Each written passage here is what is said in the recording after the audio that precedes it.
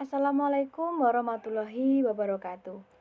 Perkenalkan, saya Nini Ernawati dari kelas PAIM. Nah, dalam video ini saya akan membagikan materi mengenai fungsi dan tujuan bimbingan dan konseling. Ditinjau dari kegunaan atau keuntungan-keuntungan apa yang diperoleh melalui pelayanan tersebut, terdapat beberapa fungsi dari bimbingan dan konseling. Yang pertama, fungsi pemahaman. Nah, dalam fungsi pemahaman ini terdapat beberapa poin tentang pemahaman. Yang pertama, pemahaman tentang klien. Nah, pemahaman tentang klien ini merupakan titik tolak upaya pemberian bantuan terhadap klien. Sebelum seorang konselor atau pihak-pihak lain dapat memberikan layanan tertentu kepada klien, maka perlu adanya pemahaman terhadap individu yang akan dibantu. Pemahaman itu meliputi latar belakang pribadi klien, kekuatan dan kelemahannya, serta kondisi lingkungannya. Kedua, pemahaman terhadap masalah klien. Nah, pemahaman terhadap masalah klien terutama menyangkut jenis masalahnya, intensitasnya, sangkut pautnya, sebab-sebabnya, dan kemungkinan berkembangnya. Selain konselor, pihak-pihak lain yang berkepentingan dengan pemahaman masalah klien adalah klien itu sendiri. Sebab dengan memahami masalahnya, ia memiliki dasar bagi upaya yang akan ditempuhnya untuk mengatasi masalahnya. Ketiga, pemahaman tentang lingkungan yang lebih luas. Fungsi selanjutnya, fungsi pencegahan atau preventif. Nah, upaya apa saja yang dilakukan? Yang pertama, mendorong perbaikan lingkungan. Kedua, mendorong perbaikan kondisi diri pribadi klien. Ketiga, meningkatkan kemampuan individu untuk hal-hal yang diperlukan dan mempengaruhi perkembangan dan kehidupannya. Selanjutnya, mendorong individu untuk tidak melakukan sesuatu yang memberikan resiko yang besar. Dan yang terakhir, menggalang dukungan kelompok terhadap individu yang bersangkutan. Fungsi yang ketiga yakni fungsi pengentasan. Dalam hal ini, orang yang mengalami masalah dianggap berada dalam suatu keadaan yang tidak mengenakan, sehingga perlu diangkat atau dikeluarkan dari bendanya yang tidak mengenakan tersebut. Upaya yang dilakukan untuk mengatasi permasalahan tersebut adalah upaya pengentasan melalui pelayanan bimbingan dan konseling. Fungsi yang keempat adalah pemeliharaan dan pengembangan. Dalam hal ini berarti memelihara segala sesuatu yang baik yang ada pada diri individu, baik hal itu merupakan pembawaan maupun hasil-hasil perkembangan yang telah dicapai. Fungsi selanjutnya yakni fungsi penyembuhan. Hal ini berkaitan erat dengan teknik memberi bantuan kepada klien yang telah mengalami masalah, baik menyangkut aspek pribadi, sosial, belajar, maupun karir. Selanjutnya adalah fungsi penyaluran.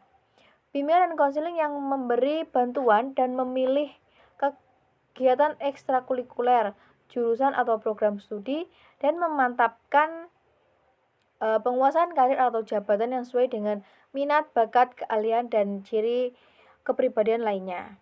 Fungsi selanjutnya adalah fungsi adaptasi. Fungsi ini membantu konselor untuk menyesuaikan program pendidikan, minat, kemampuan, dan kebutuhan klien dengan menggunakan informasi yang memadai dari klien. Konselor dapat membantu menyesuaikan dengan kemampuan klien. Fungsi selanjutnya adalah fungsi penyesuaian.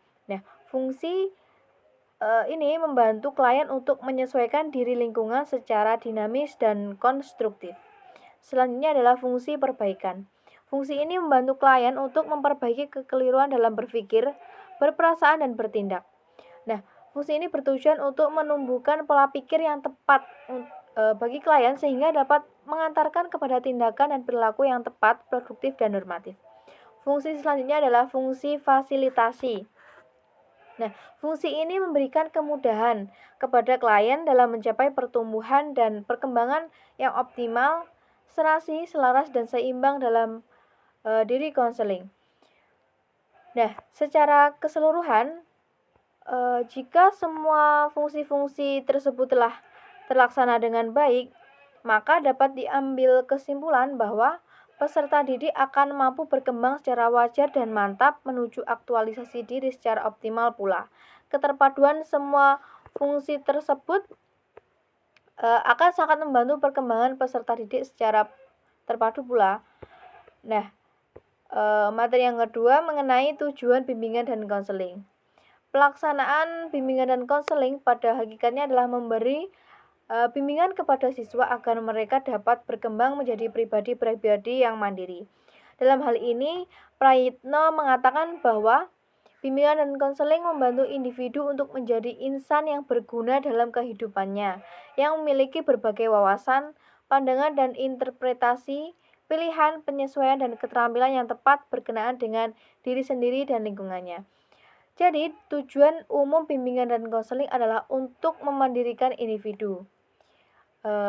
Prayitno juga mengemukakan bahwa pribadi yang mandiri itu memiliki 5 ciri, yakni memiliki kemampuan untuk memahami diri sendiri dan lingkungan secara tepat dan objektif, menerima diri sendiri dan lingkungan secara positif dan dinamis, mampu mengamati keputusan secara tepat dan bijaksana, dapat mengarahkan diri sendiri sesuai dengan keputusan yang diambilnya, dan mampu menjadikan diri sendiri secara optimal.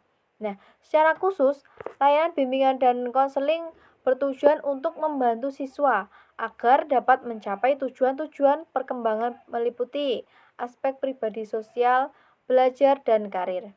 Nah, untuk mengungkapkan tentang tujuan bimbingan kiranya diperlukan beberapa informasi tambahan.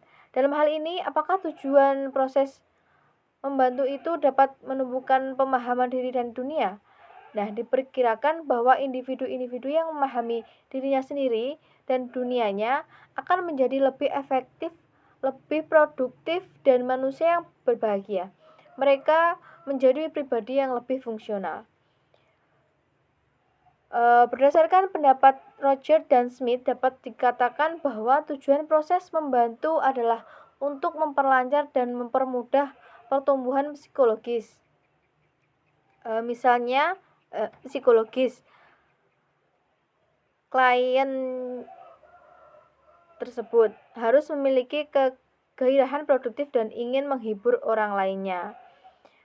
Tujuan umum dari bimbingan dan konseling adalah sesuai dengan tujuan pendidikan sebagaimana dinyatakan dalam Undang-Undang Sistem Pendidikan Nasional tahun 1989, yaitu terwujudnya manusia Indonesia seutuhnya yang cerdas, yang beriman dan bertakwa kepada Tuhan Yang Maha Esa dan berbudi pekerti luhur, memiliki pengertian dan keterampilan, kesehatan jasmani dan rohani, kepribadian yang mantap dan mandiri, serta rasa tanggung jawab kemasyarakatan dan berbangsaan.